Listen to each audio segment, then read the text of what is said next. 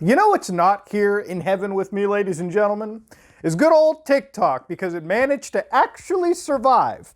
Now, I'll be real with you, I waited. I actually, waited for this. I really did. I was like, man, if I wait on this, maybe they might save themselves. Guys, they saved themselves within 12 hours. Like, we're talking Legend of Zelda, Majora's Mask, Dawn of a New Day. They whip out the Game Genie. They give that cartridge the and they come back to life. I'm gonna be real with you. I'm gonna be real. It's done.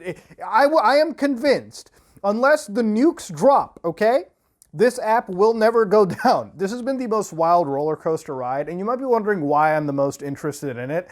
It's because I actually want to see where this goes. Now, this application raised, alarms to me because of the security concerns issue. On virus investigations and things like that, this app was poised to be one of the biggest stories ever. I mean, imagine another big superpower of the world spying on you. That would have been the greatest virus attack I would ever imagine. It would have been so covertly done under the radar. It would have been done so well that it would have actually made news for the next 10, 15, 20 years. I'm not even kidding with you on that. But it survived. I mean, at the end of the, let's just read it real quick. Let's just see this big wall of text. Walmart bought it. Dude, Walmart and Oracle came in and bought what? 20% of the stock? 20%? The data's handled in the US? Oh boy, oh boy, oh boy. They took it over. They grabbed it. Now, let's just call it like it is. This is a takeover. Now, first things first, last video, yesterday, I said, listen, I'm actually bad. I actually feel bad if this app does get banned, because like I said at the end of my video, look, TikTok might be a cringe fest. We might call it that, but let's be real. 1% of TikTok is an actual cringe fest. 1% of TikTok likes to fake being Holocaust victims. 99% of TikToks is just people doing dance moves, having a good time, and duetting. And listen, TikTok is not inherently more cringier than YouTube or any other social media app anyways.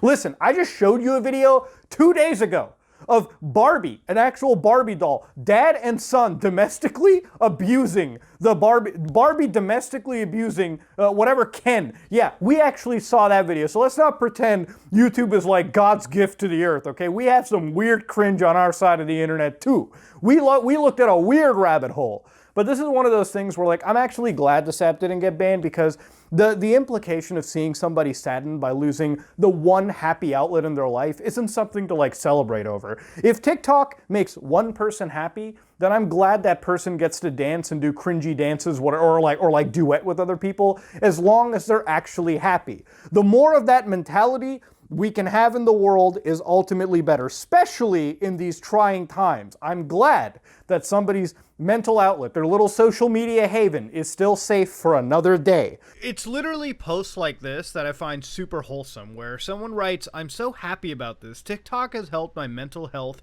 making friends, and finding a community when I had no one else. So glad you are staying." And this comes from somebody that's a cosplayer, and they found some success on the platform. And I mean, listen, whether you get success on any platform, it's so wholesome to see somebody actually genuinely gain a breath of positivity from anything, right? Whether it be YouTube, TikTok, Twitter, or I don't know, DeviantArt, whatever it is, whatever makes you happy makes me happy.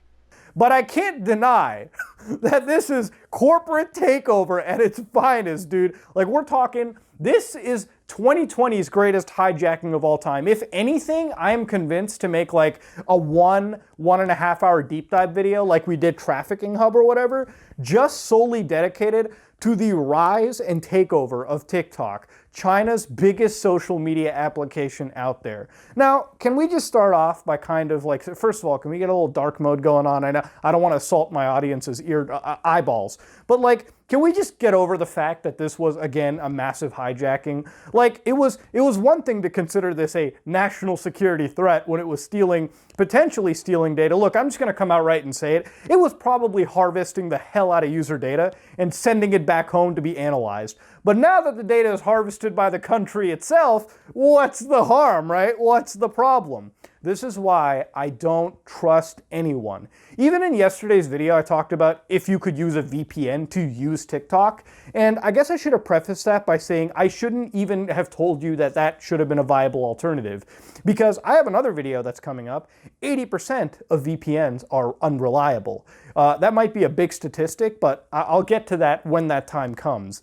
Ladies and gentlemen, TikTok has avoided a ban, which means it's still operating in one of the biggest countries that it's in. It still lives. This morning, this Sunday, will not face the ban or the removal of this application from the iOS store or Android. It's going to be available for whenever time comes. And I can't help but say that this has just been one giant farce. Maybe if we were a conspiracy theorist group, we would say maybe something massive happened in the world and this was like what the spotlight was placed on to avert our gaze. But like, this is just simple takeover at its best. This application was hijacked, it's being utilized now to harvest data domestically versus having that shipped off. Now, to be honest with you, every time I covered this application, I pretty much said it every single time, every social media application does this. Whether you use Twitter, whether you use something like Facebook, whether you use something like YouTube, they all pretty much do this. Now, you may be wondering, why the fuck would Oracle and Walmart take it over? Let's apply some science real quick. Oracle,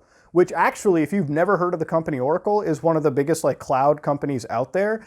Most likely, every application and service you use, like YouTube or Amazon or whatever, probably buys a lot of stuff from Oracle just so that they can power their backend stuff. And if you play Minecraft, then you probably use things like Java anyways, which Oracle works and contributes to all the time. Oracle is a big company, and they definitely are a pretty prominent company when it comes to like tech and backend server shit. So yeah, it makes sense that they're there. Walmart, bro, let me tell you, that data that TikTok is harvesting, I would not kid. I would shit you not if Walmart starts using that data to figure out what people like more and what they can sell shit to better. I 100% guarantee that's what Walmart's investment is all about. 100 billion thousand %. But at the end of the day, TikTok is saved. And that means, like I said at the beginning of this video, people who use this application to relieve their mental outlets, to have a good time, will continue to have a good time. And let's be real, guys. There's plenty of cringe on this app to get out with. Like, not just like 2 weeks ago, we were looking at Holocaust victim survivors. Hell, we even looked at a 9/11 victim survivor. But now, can I just remind you, first of all, there's a lot of Nazi shit on fucking TikTok. Like, this is some weird stuff. But now there are people, okay, who actually decided to tattoo Nazi symbols onto their body. Yes, teenagers, which I didn't even know teenagers could get a fucking tattoo, young adults, they decided, wow, it might be smart to not Google the symbol that I'm tattooing onto myself. I mean, it took you one fucking Google search, dumbass, to realize you were tattooing Nazi symbols onto you. They decided to do it, and bam, ladies and gentlemen, what a fucking terrible life decision right there. The kind of tattoo you get in a fucking maximum security prison, these teenagers are getting because it's trendy to do on this application. But I guess it's like all social media applications, you know, they always have their cringe segments to them. And listen, if TikTok wasn't alive today, we couldn't laugh at this shit together. And that, I think, is ultimately what the world is all about, ladies and gentlemen. Having a good fucking laugh. TikTok is alive and well, and it's going to be fine just for years to come. This whole snafu that we were going with, this whole social, this whole security nightmare that the government was trying to peddle to everyone, was literally all about hijacking the world's largest social network so that the data that is used to harvest from its country can remain on its own soil. I mean, if you think about it like this, I said it last video, data is the most valuable resources you can have, okay? You could be playing Minecraft and you could find all the diamonds in the fucking world, but it wouldn't amount to how valuable your data is. I mean, imagine this, okay? You are just one data point. When you've got 3 billion data points that are constantly feeding you data on their livelihoods, on how they operate, what they're interested in, that is the most valuable data to an advertiser, and it's the most valuable data to a fucking government as well. Listen, to put it into perspective, just the United States operation that TikTok was running is worth around $50 billion. I mean, it's valued at up to that, and it might even go higher to $60 billion, and that and even beyond. Ladies and gentlemen, an application that simply has dancing and weird trends should not be worth $60 billion in valuation in one region alone unless it farms the absolute fuck out of your data and then uses that data to make an absolute fuck ton of money. Just piece it together. There is no reason that governments, that big multinational organizations, companies got involved over all of this simply because of just a social media app people were dancing to. There was definitely an element of fucking real data collection going on this, whether TikTok or anybody involved in this wants to admit it or not. And it's that data collection that was so valuable to every single party involved that billions of dollars were spent, hundreds of man hours were put in to pretty much secure this. I mean, this pissed off high-ranking people on both sides of the fucking world, okay? And if an application, if your data can do that, imagine the value of it. Imagine the scope of all that data and what it's actually being used for. Whether it's completely nefarious or whether it's used to simply make more money by aggressively advertising and using it against you, is something you have to freaking consider, guys. Data is the most valuable resource in the world. And I'm not kidding. I will constantly say this over and over again. We are worth more. Okay, our data, the data we produce is worth more than us as human beings. That is a fucking reality. But you know what? Without keeping it too pessimistic, I always want to guide that to you. And that being said, TikTok is surviving. TikTok is saved. I mean, there's no way this application is going to die. It should have a fucking feature spot in Matrix 4, and that's all I'm going to say. So congratulations, TikTok. You managed to live another day. This survived the round 99 of Black Ops Zombies, whatever you want to call it, and it's going to for another day. It's going to be fine. But with all of that said, I'm actually the most happiest for the people who use this app to make their lives a little bit better. I think that's the only thing I worried about the most. Like, sure, data security is one thing, and if you want to contribute to it, if you want to save yourself, that's fine. But I genuinely did see people who use this application to make their fucking days a little better. So let's just pat ourselves on the back, and let's be happy. Let's be glad for those people who use this to make their day a little bit better. And let's also be glad that in the next couple weeks, we're probably going to get another fucking shitty trend that we all can laugh at together.